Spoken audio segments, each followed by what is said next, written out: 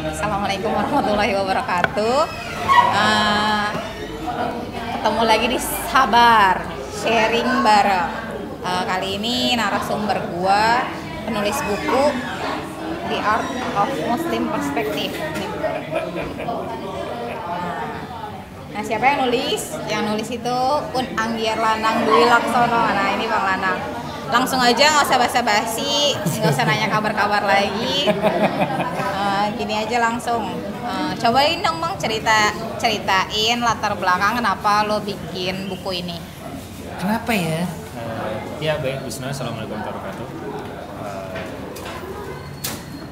Sebenarnya nulis ini itu adalah sebagian dari jurnal writing terapinya gitu, yang dimana dimulai itu tahun 2014 dan berakhir tahun 2018. Setidaknya 4 tahun. itu setiap hari nulis satu halaman kayak atau setengah halaman atau mungkin satu paragraf, tapi setiap hari nulis gitu. Saya harus menulis karena ada satu kondisi mental yang mana saya harus mengeluarkannya, dan saya cuma merasa nyaman itu dikeluarkan lewat tulisan. Artinya ya pikiran itu yang saya harapkan sebenarnya tervalidasi, benar salahnya bisa dilihat apa tidak. Itu sebabnya kenapa juga jadi itu memang terlatih untuk mawas diri dan akhirnya tahu mana pemikiran yang ngaco atau enggak. Tapi selain daripada itu, makanya jenis tulisan ini sebenarnya bentuknya reflektif gitu. Dan saya juga pernah ngebahasnya di satu postingan saya di mana saya menyamakan gaya tulisannya ya, bukan isi tulisannya, yaitu Al-Munkis Minad Dolal Imam Al-Ghazali dan Saidul Khatirnya Imam Ibnu Jauzi. Mana mereka berdua menulis itu dalam bentuk reflektif apa saja yang mereka pikirkan, apa yang mereka sedang alami, dan akhirnya mereka tuliskan. Jadi gayanya akan ringan, tapi isinya nggak ringan. Jadi isinya ringan. karena saya ingat Asma Nadia tuh dulu waktu 2014 ikut kelas FLP, dia bilang ya satu teknik yang sukses dalam buku non fiksi adalah menggabungkan dengan gaya yang fiksi. Gitu. Dan fiksi yang sukses juga adalah yang bentuknya non fiksi. Mungkin itu sebabnya kayak misalnya menulis banyak novel seperti itu ya, bentuknya mungkin saat formatnya seperti itu. Dan saya mencoba menaruh itu formatnya di buku pertama saya ini. Gitu. Jadi ya habis ikut kelas ini, ikut kajian ini, saya nulis refleksi gimana, pikirannya gimana. Semua saya tulis, catat. Jadi draftingnya ini itu ada total 1000 halaman lebih kayak gitu. Semua banyak dibuang karena banyak pembahasan yang sebenarnya berulang-ulang atau enggak banyak hal kalimat yang nggak penting. Jadi adalah 140 halaman kalau nggak salah. 100, iya segituan lah ya. 140-an, 130-an ya. Itu nulis dalam apa ya, dalam arti terapi gitu. Emang terapi apa? Terapi apa? Sebenarnya sih terapi apa ya? Kondisi saya ya habis habis depresi, terus kena skizofrenia juga, dimana setiap pikiran saya yang itu akan jadi ilusi. Dan ternyata ketika yang lucunya adalah terasa di pikiran banyak dan terasa terbawa terus satu hal, tapi ketika dituliskan ternyata nggak ada gitu. Satu bukti bahwa saya ngelihat bahwa saya sedang berilusi atau enggak itu tidak terlihat bahwa itu nyata. Jadi ditulis ngelihat pikirannya asli apa enggak. Kayak gitu. Ya caw aja. Skizo, tapi ya kayaknya nggak bahas itu, nanti panjang lagi. Oh gitu ya, oke. Terus, nah kenapa judulnya The Art of Muslim Perspective? Judul ya. Kalau judul asli banyak banget. Sebenarnya saya udah nulis bahkan 5 judul ya. Pokoknya satu judul pertamanya itu adalah Pencarian Ibrahim, dalam arti bahwa sebenarnya saya mau ngasih tahu bahwa ini adalah perjalanan saya mencari kebenaran. Pikirannya pontang-panting sana sini gitu, mencari dari isme-isme yang ada. Di buku ini saya cuma ngebahas 4 isme ya, atau isme yang saya pikir saya hadapkan dan lihat di kehidupan nyata, misalnya kayak hedonisme, materialisme, nihilisme.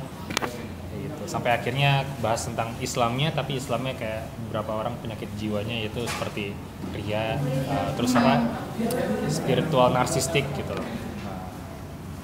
Dan hal sebagainya. Terus Pencarian Ibrahim saya coba ajukan ke editornya, ya itu kayak kurang menjual sebenarnya sih. Tapi sebenarnya juga bahkan beberapa editor yang bilang ini juga bilang bahwa ini bukunya nggak seriusnya tapi nggak mainstream ya. Gitu. Kayaknya emang nggak menjual dan emang mungkin profil saya juga emang kira kurang menjual juga. Jadi emang belum sih. Makanya saya ini juga saya terbitkan sendiri ya. Nah judulnya kenapa jadi The Art of Muslim Perspective, karena saya nyangkap bahwa perspektif saya terhadap bagaimana semestinya menjadi muslim, yang pergolakan yang terjadi dalam diri seorang yang dia mempersepsikan dirinya sebagai muslim itu sendiri. Dan memang sebenarnya itu satu inti pergulatan batin saya, dan kenapa saya mikir sana sini, ikut perjalanan sini dan nulisnya 4 tahun. Ya itu 4 tahun nyambi sih, cuma pas dikumpulin kayak gede banget ya. Nggak jurnalnya itu Google nggak. Panjang juga ya, soalnya 4 tahun gitu. Ini kan hitam simple kayak gini. Kalau gue sih, kalau gue pribadi emang seneng lihat desain buku. Sekarang sih emang banyak ya desain buku tuh yang cuma simple, cuma hitam atau satu warna dan judul fontnya cuma main di font doang kayak gitu. Nah ini kalau untuk ngomongin cover, ini bikin sendiri atau ada temen lo yang ngedesain atau gimana? Iya, jadi waktu itu saya pakai saya dulu ikut satu kelas pelatihan menulis gitu, dan mereka menawarkan jasa untuk editing dan juga terbitkan buku gitu. Nah gitu, cuma memang depannya ini terinspirasi dari satu proses dari healing saya dalam menggambar mandala. Mandala itu emang gambar seperti ini, lingkaran. Nah saya naruh itu di setiap judul subbab, kayak gini. Ini untuk bab pertama ya, ini saya bikin sendiri gitu. Pakai jangka gitu? Pakai jangka, terus ditulis gambar sendiri, apa yang sedang dipikirkan tulis, digambar Bedanya sama writing therapy adalah ya ini nggak perlu mikir, dia cuma dituliskan lewat gambar, dan perasaan dan pikiran yang ada semua terlihat dari coretannya.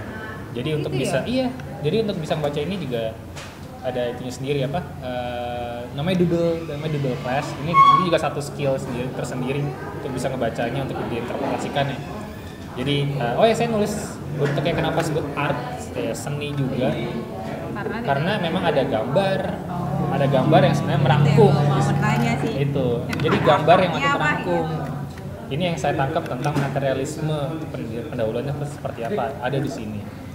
Mau tahu cara bacanya ya pelajarin dulu ikut dulu. Luar biasa ya, baca gini juga ada caranya. Ada caranya. Terus yang kedua adalah saya naruh ini dalam prosa gitu, dan prosanya saya taruh ada 4 di pendahuluannya, setiap bab berikutnya. Kayak gitu, dan ya di prosa itu juga menggambarkan seperti apa. Jadi ada rasa secara visualnya, ada rasa juga secara bahasanya. Terus juga akhirnya ada rasa secara kognitifnya seperti apa. Jadi ada 3 layer cara membacanya sih sebenarnya. Gitu ya? Iya gitu. Belum kayaknya gue. Nah terus kenapa misalnya orang harus baca buku lo, atau pesan apa sih sebenarnya yang di buku ini lo sampaikan? Sebenarnya untuk pesan saya nggak mikirin siapa pembaca saya sih. Karena apa yang saya terus sebenarnya apa yang saya pikirkan adalah apa yang saya tulis adalah apa yang saya pikirkan, apa yang saya pikirkan adalah saya percayai, dan apa yang saya percaya adalah apa cakupan ilmu yang saya sanggupi dan pikirkan saat itu. Jadi ini semua ketika saya nulis ya saya tulis apa adanya, dan saya hanya mengedit kecil aja, dan editor juga nggak terlalu menggeser apa-apa gitu. Banyak itu nggak banyak editan loh. Mungkin ini karena ini edisinya self publishing, jadi editornya tuh nggak banyak, hanya cuma layout aja sih. Editornya dia nggak pusingin banyak bentuk kalimat. Okay. Kenapa harus baca? Kalau kalian biasa ngebaca curhatan para influencer atau para artis yang sebenarnya kayaknya itu jadi cerita mereka, ini hanya cerita saya aja tentang perbuatan menjadi muslim yang baik dari cara pikirnya dulu gitu. Gak usah mikirin soal iman, kalau pikiran juga masih kacau gitu. Karena landasan iman adalah ilmu juga. Gitu. Terus nah ini kan lumayan nih, udah buku pertama dan 140-an halaman lah. Terus kasih tahu dong gimana sih tips nulis buku? Tips nulis buku, pertama harus ketahui dulu bahwa nulis buku tuh banyak jenisnya, kayak misalnya jenis biografi atau nggak jenis ceritanya hanya storytelling. Ini bentuk cerita yang banyak ya, tekniknya gampang karena hanya menceritakan kembali. Satu teknik penulisan yang utama di sini adalah reportase. Tapi satu hal sebenarnya orang lupa untuk diketahui bahwa storytelling yang paling mahal adalah ceritanya. Iya. Gak setiap orang punya cerita yang sama dan gak setiap orang mampu menceritakan kembali dalam angle yang tepat untuk akhirnya dituliskan kembali. Gitu. Mungkin kalau misalnya contoh kayak misalnya Raditya Dika menulis buku seperti apa, itu cerita yang konyol hanya sehari-hari aja, kita juga bisa cerita kayak gitu. Tapi bagaimana menulisnya itu lain hal lagi, karena itu perlu teknik kayak gitu kan. Nah, kalau untuk saya ini reflektifnya untuk berusaha mengubah narasi pikiran yang ilusi atau enggak yang ngasal, saya mengubahnya kembali.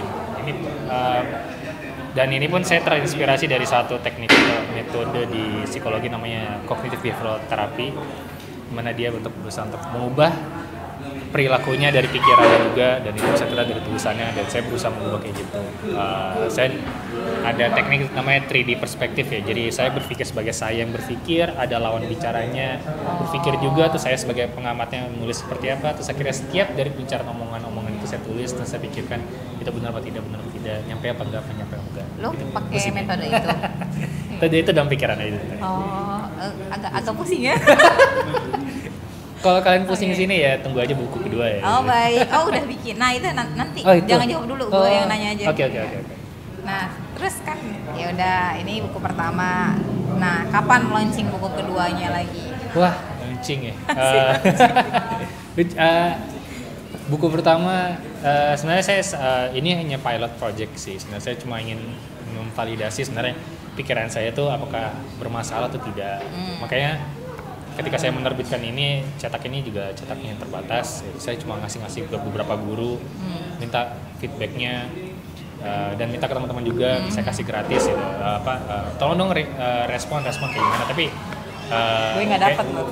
Iya, dapet SP, enak aja. Gue nya yang nggak dapet. Oh ya. Nah terus? Nah iya cuma kayaknya mereka sungkan ya ngomong yang buruknya gimana, jadi ngomongnya feedbacknya positif gitu. Oh iya sih. Dan setidaknya satu yang ya buat saya berkesan karena ketika saya ke Malaysia saya memberikan buku ini ke Prof Wan gitu. Sebenarnya itu saya nggak berniat untuk memberikan ke Prof Wan, saya cuma kemudian mikir mungkin dijual ke teman-teman bisa kali ya itu, jadi mencari peluang kayak gitu. Terus saya mau ngasih buku itu ke teman di sana. Terus kemudian pas ketika saya buka gitu orangnya nggak ada, dan saya titip ke satu panitianya. Terus ternyata satu panitia itu adalah menantu dari Prof Wan, bilang you should give this to Prof Wan gitu. Really? This is just a piece of crap gitu. No, he will be delighted. Oke, gitu saya kasih, dan ya alhamdulillah responnya positif gitu, dan alhamdulillah ya. Alhamdulillah ya gitu. Ya saya cuma senang bahwa beliau mengapresiasi ya usaha kecil saya. Iya. Terus ya apa ya? Terus kapan? Buku kedua, iya. Sebenarnya saya udah bikin drafting untuk buku kedua dan ketiga sekaligus. Oh gitu. Emang Karena rencananya deketan atau gimana, atau sekaligus gitu? Maunya sih sekaligus ya, tapi apa daya ya nggak bisa kayak gitu. Dan saya ingat satu pesan dari Prof Wan kepada saya adalah you should follow more tradition of Islam. Berarti bahwa pemahaman saya itu harus sudah terdahului dulu oleh para ulama, apa diskursus yang sudah mereka angkat, mereka sudah menjawabnya seperti apa gitu. Jadi bukan orang yang lupa terhadap bagaimana Islam itu sudah membahas seperti apa. Jadi nggak bahas hal yang sama lagi gitu. Kalaupun ada bahas sama, frameworknya tuh nggak jauh lepas dari Ahlussunnah wal Jamaah. Dan akhirnya coba berusaha mengkontekstualisasikan saja yang ada. Dan akhirnya saya baru ketemu untuk buku yang akan jadi acuan buku kedua saya itu. Yang ketiganya belum. Judulnya judulnya jangan deh, ntar dicuri ya. Iya, jangan deh, nanti aja judulnya. Terus rencananya tahun ini ya, semoga bisa 2020, semoga bisa secara drafting tuh sudah selesai, tapi ditulis ulang kembali itu akan jadi lain hal lagi. Bahkan kayak saya bilang bahwa buku pertama ini aja untuk penulisan draftingnya itu 4 tahun. Terus saya perlu ngendapin buku ini selama setahun supaya akhirnya saya berani untuk terbitin, jual, kasih ke orang lain. Kayak gitu doang.